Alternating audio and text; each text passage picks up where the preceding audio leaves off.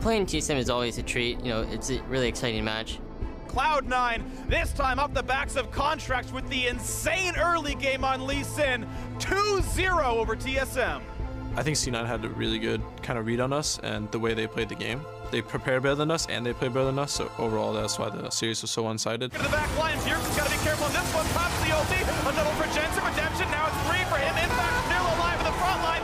They had our numbers last time, but I think we improved a lot. Biofrost and Ferguson on the side. Ulti hits him with the Cryptic Gaze on the back, and it still does a huge amount of damage. TSM has been waiting for this fight. And this time we should be able to beat them. We can definitely win against TSM again. Summer Split last year, we were the team to beat. At this moment, C9 is that team that everyone wants to beat.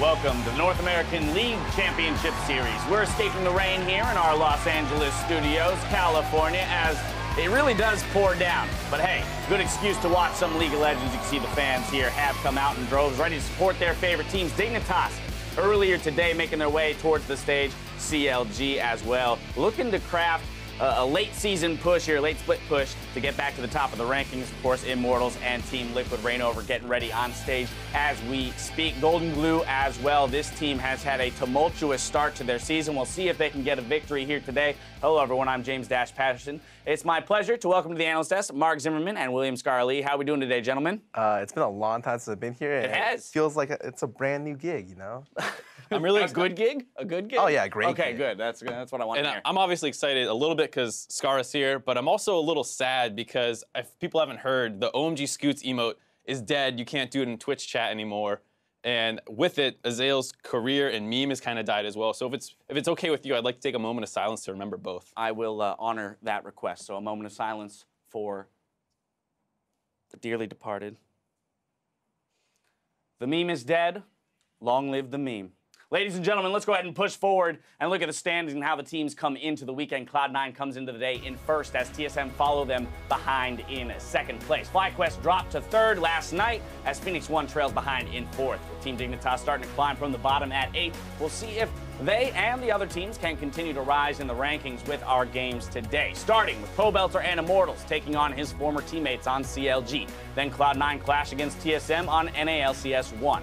Over on NALCS 2, Team Liquid hope to stop a resurgent Team Dignitas in the battle theater, with Envy going against Echo Fox shortly after that. Now, yesterday, the new patch, we already saw things changing up for the teams in that pick ban phase, particularly red side bans, most interesting as we're not seeing the same 3 come across every single game. Right, the patch was very nerf focused, and of course you're going to target the most OP things, which is generally Rengar, LeBlanc, Camille, is what we've been seeing banned on the red side every single time. And now with these nerfs, it doesn't seem like that's quite the necessity anymore, and it might influence how teams are drafting. I think right at the moment, everyone's kind of got comfortable with how it looked before the patch, and so a lot of counter picks are coming up, especially in like the top and jungle areas. So top lane, you see Gameplank from yesterday.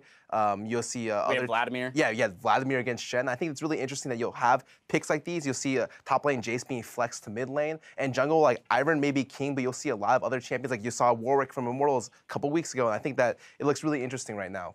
And the thing, too, is the fact that with the nerfs to the OPs and other teams not needing to ban them, it might hurt teams who previously were really good at exploiting the kind of OPs and making people into these like difficult situations, FlyQuest being the prime example, and they struggled yesterday. It might be something they need to worry about. Well, you also run into teams now, scrambling to, rediscover their identity, right? And that might be the case there with FlyQuest. They had a winning formula. For whatever reason, they decided to kind of depart from that winning formula last night, crafted 2 interesting team comps, to say the least, but didn't find success with them. And I mean, Hyatt always played Jarvan as a counter to Zed. It was something he did a lot in scrims all the time. It was very frustrating to play against, but I don't know if he was out of practice or it just didn't quite come together this series, but it did not look terribly effective against Dignitas, who were able to clean them up. And while FlyQuest sustained that loss, Dignitas picks up the win. So this team bringing in Coach Kopp now here gets their first win with him behind the squad. Scar, what are your thoughts here on the resurgent Dignitas? I put air quotes because it's only one game or one match. Let's see how they do the rest of the weekend. I'm just saying, Kopp only worked with them for 1 one day, and he can't have done that much, but they look like a little bit of a better team. What do you mean? That wasn't... I think if anything, it's like, look at what Cop can do in one day. Oh, my goodness! Give this man, no.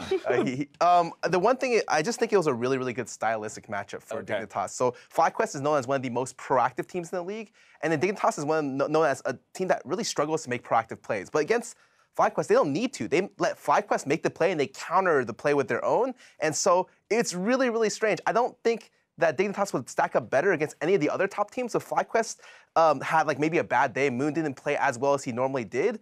And then Dig was able to take advantage of it. Let me ask you this. Had FlyQuest drafted a more standard team composition, as you referenced, we kind of had gotten used to a certain meta or type of team composition build. Had they drafted more normally, do you think that they would have beaten Dignitas? I think I'm pretty sure they would have. Probably like 80% plus they would have. However, I can't say it's bad for FlyQuest to try stuff on stage because the only way their team is going to get better is by trying this stuff. And what they're known for is being able to be like impervious to patch changes because they play so many different things.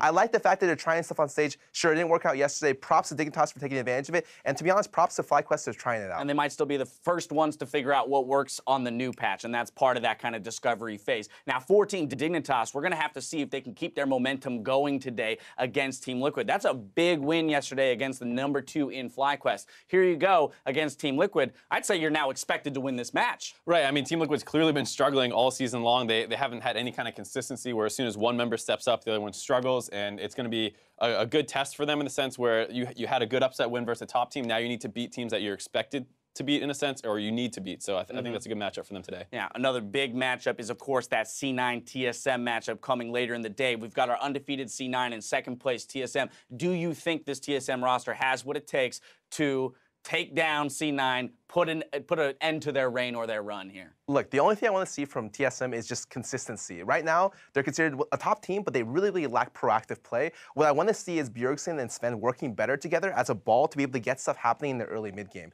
Similar to how like Katie and Froggen do right now in Echo Fox, that's what I'm missing from TSM that they used to do last year. If they're able to short it up on champions that I think they've only been able to do that like kind of well when Sven's on Ivern, but if they're able to do that consistently on all champions across the board, that's when TSM is going to elevate themselves to be like a good team, a great team. And I think it's really important to do it against C9 because a lot of the time it's Jensen kind of getting these leads and then Contracts playing around him. So this is a great team to finally start playing more proactively around your mid jungle because C9 are kind of the team that's how they win as well. So if you're able to get ahead of them in that way, you are in a great position to win the series. Oh, there we go. A few thoughts on the series that we have in store for us today. The teams are about ready to load up, so it's time to send it over to the casters to get the games underway.